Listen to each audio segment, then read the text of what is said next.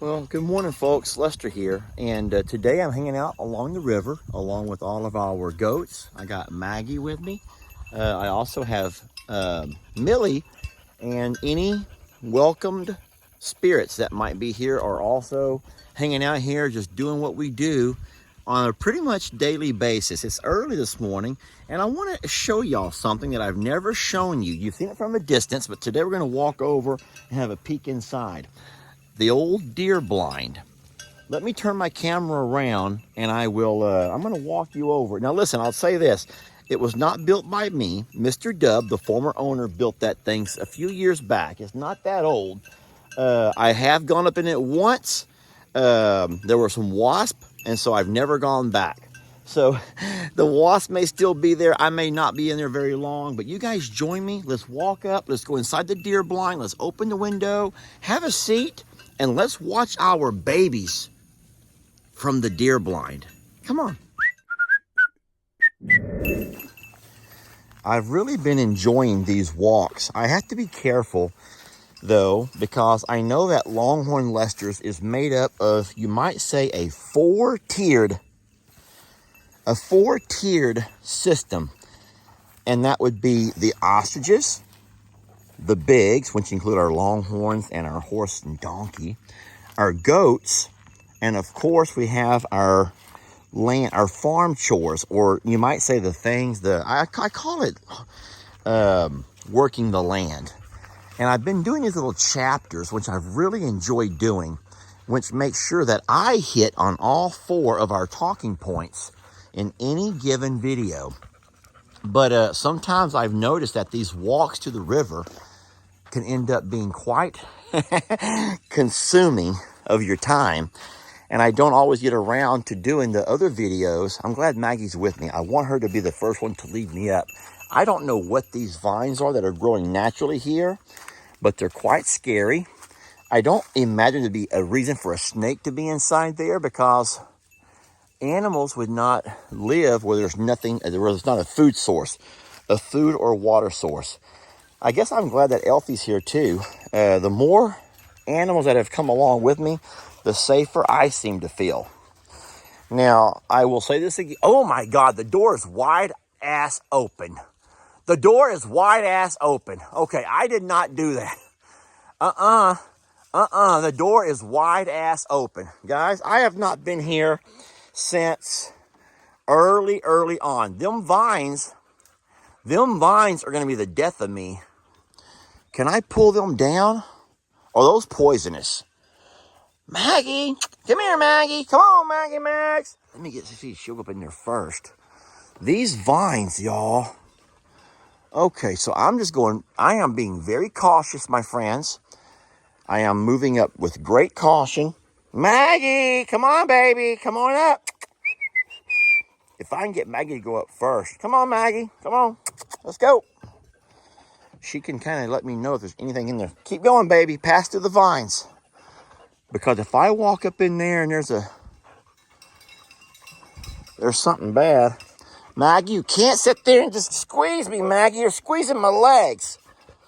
So what I'm doing is looking at everything. Now, this door is open.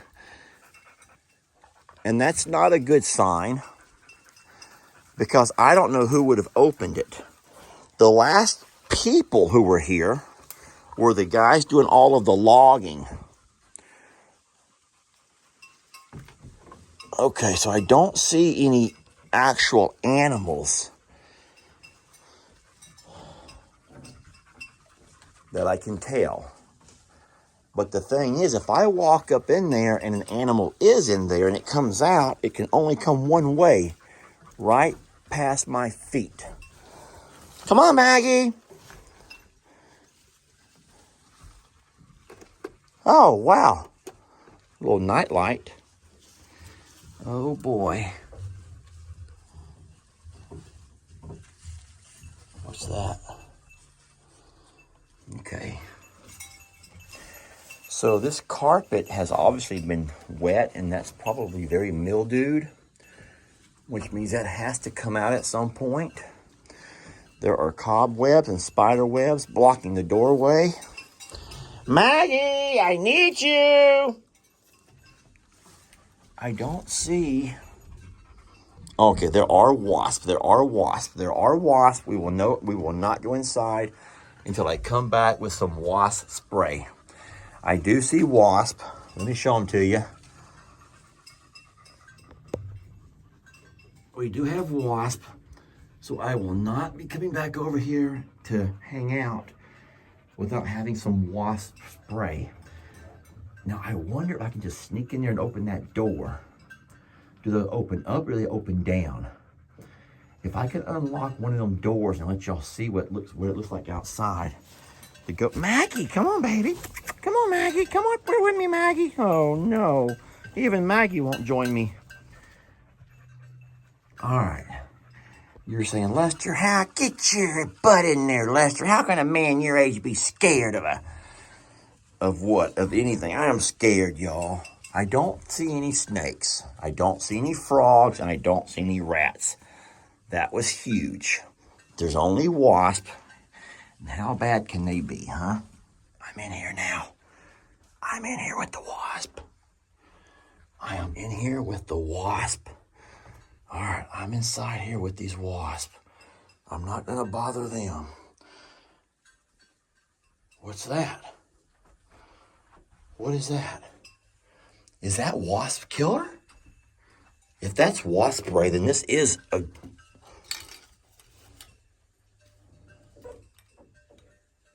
corrosion X.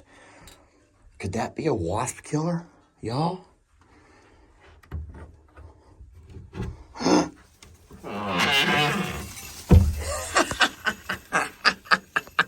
Hey, Littles, it's me.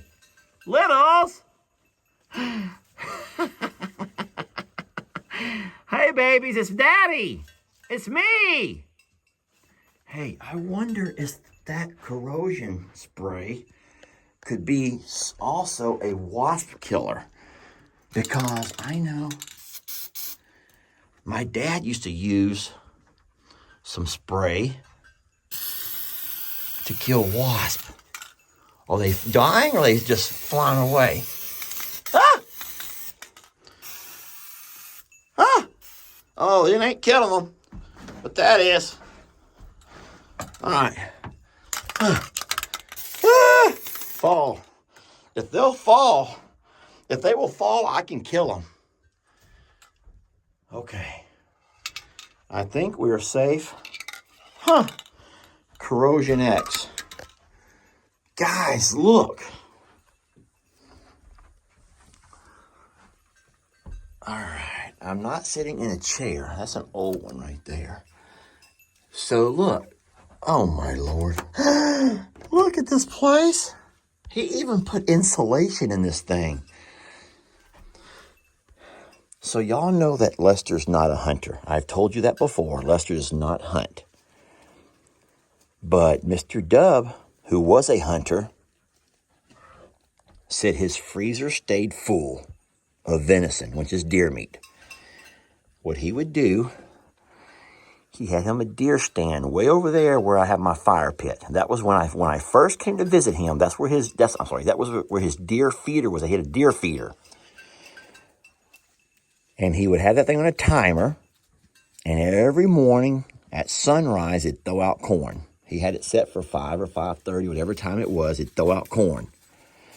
It had a sound that it made when it threw out corn. And so he'd come over here about 4:30 or 5 in the morning. He'd pull up his little chair here along the window, get his rifle. I'm sure he had a scoped, heavy-duty rifle, heavy, powerful rifle. And whenever that deer feeder would send all that corn flying, he'd just wait. He'd be real quiet, and he'd just wait. Sitting here real quiet. I'm sure he had his rifle scoped in. And he said after a little while, he goes, the deer would learn their routine. The same way the goats learn their routine, their little migratory routines, their daily migratory routines. The deer here would learn their routine, and they'd always pass through here in the mornings, knowing there was going to be corn on the ground for them, a free meal. And then he said, Lester, he says he was able to shoot a buck a week. And I will say this is important, if he needed the meat. Mr. Dub never shot a doe, and he never shot a buck if he did not need the meat. Now, I know the anger and the frustrations and the hate. There's going to be people come at you from two angles here. Number one, a lot of people, I agree, find it pretty chicken shit when a hunter calls himself a hunter, yet he has to trick and lure his animals to him. Because a true hunter, in the essence of the word, is one that goes out and finds that game, his prey, and hunts it. We've gotten pretty chicken shit here in our generation of having animals come to us because we're too lazy to go out and hunt the real way, the way the Native Americans did. And I bet you that there was no Native Americans that lured animals to them. I bet you they found a way to go out in hunting parties and hunt their animals, hunt their prey, which became their meals, their clothing. They used their bones for their tools. And so, yes, I get it, folks. I totally get it. That was pretty chicken shit of Dub, who did it that way, along with hundreds and hundreds and hundreds of hunters who go spend lots of money every year to go on these hunting leases, where all year long these deer or elk or moose or bear or whatever they're hunting, hogs, have been conditioned to come to a certain spot for a meal, just to one morning be surprised by a bunch of hunters sitting there. Them hunters all walk out of their stands and take all their selfies and consider themselves to be, yeah, I'm a big game hunter. Look at me. Look what I've done. Guys, all you've done. Well, I'm going to get off of that because there may be folks on the page who hunt, and that's fine. I'm not one of them. I hear something buzzing around my head. It can't be a wasp. They're all dead. But no, I never respected that kind of hunting. And I've never done that kind of hunting. I did hunt when I was younger, and I've told y'all the story many times of the one deer that I shot and how it didn't die right away, and that broke me. It went into my soul, having to wait for that deer to bleed out, and I'll never ever do that again. But this is a neat little spot to watch the littles eat. It's a great little spot to come over here and watch the littles eat. I'm from a high vantage point, and I can watch the babies do their thing. So Jamie thinks that what we should do is build sort of a gate at the top of the trail. And when I walk the babies down here, close the gate behind them and leave them throughout the day. We haven't had any issues with predators. But this would be a good place for them to come forage every day. And there's a lot of stuff to eat. Because it's better for them to come over here and eat and forage than to sit there and lay around in their pasture all day long until I come over here with them. Because, listen to me, I'm going to walk out of here now and leave. And whenever I leave, guess what? They're going to leave. Their bellies may be full by now, or maybe not. But whenever I leave, they leave. And guys, I cannot spend hours and hours of my day sitting over here. I can't. I'm going to leave this window open. I'm going to open the other one beside it, if I can.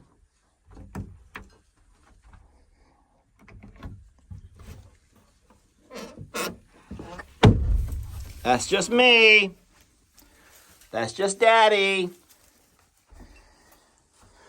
All right, the wasps are dead. I'm going to pull this piece of thing down because that looks like a snake.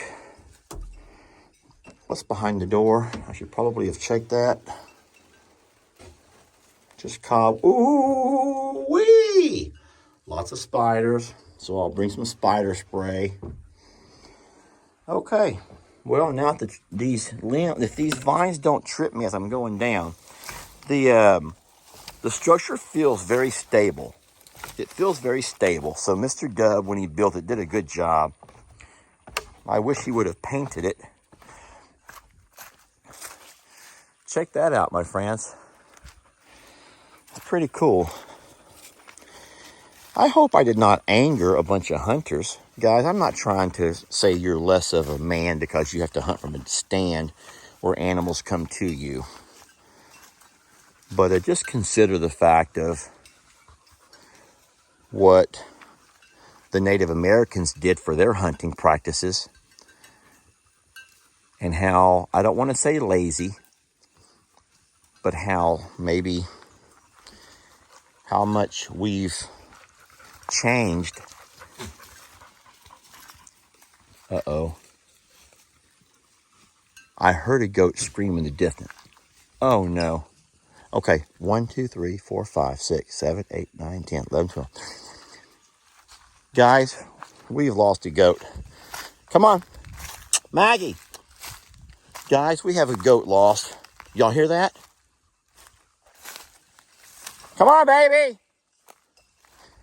I'm entering no man's land. Maggie, I need you. There's a goat. I hear a goat screaming over here.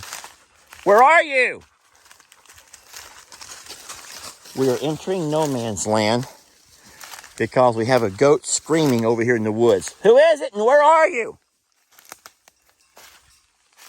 Come on.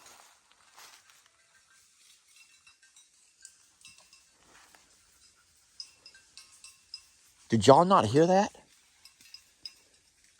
Little goat.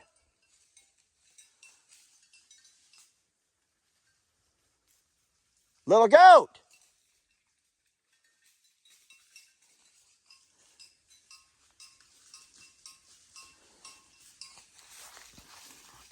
Let me do a head count and figure out who's not here. Okay. 1, 2, 3, 4, 5, 6, 7, 8, 9, and 10. There's 10 that I count. There's 10 that I can actually count. There's Huck, that's 11. There's 11. We're missing goats. 11. Which way did they go? We're missing a lot of goats. Little goats, come on, littles.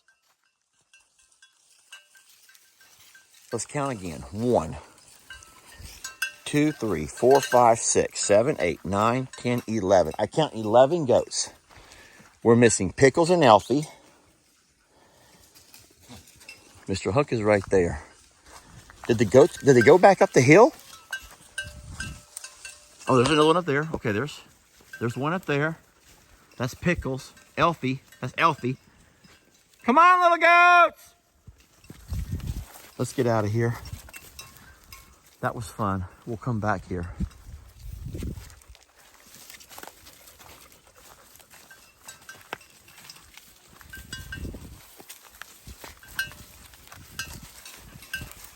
So what I thought I heard was a goat from somewhere behind the deer stand.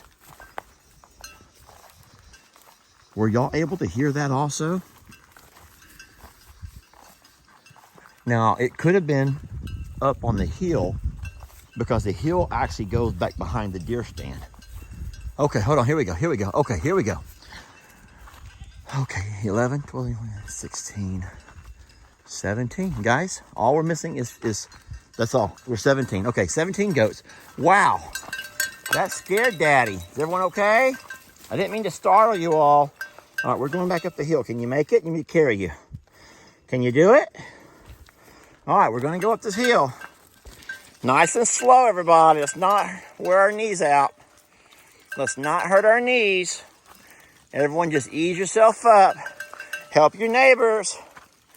Help your neighbors if you need help. Help your neighbors. They need help. Thank you, Lenny, for looking around to help somebody. Come on. Look at Fiona, who's doing exactly what her breed of dog does, being the grand protector. Mr. Hawk! Mr. Hawk, we're leaving! Come on, Mr. Hawk! Lenny, I said help your neighbors, not hurt your neighbors. Shirley, you okay, love?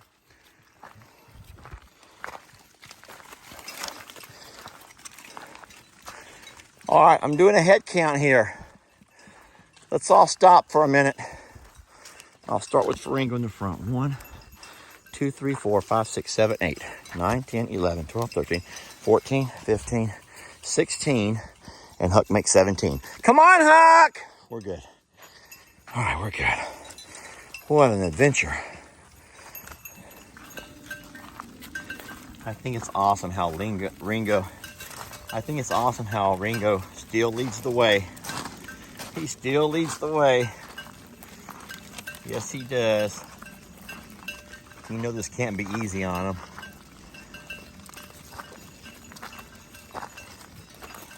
Come on, babies!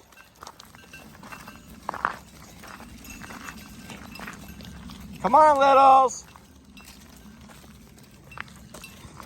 Come on, Mr. Hawk! All right, my friends, head count is complete. All 17 of our babies are back safe from another river walk excursion. Of course, our 18th baby, Tilly, yeah, she's in the shop. She's laid up in the shop under the fan. Thank y'all for watching.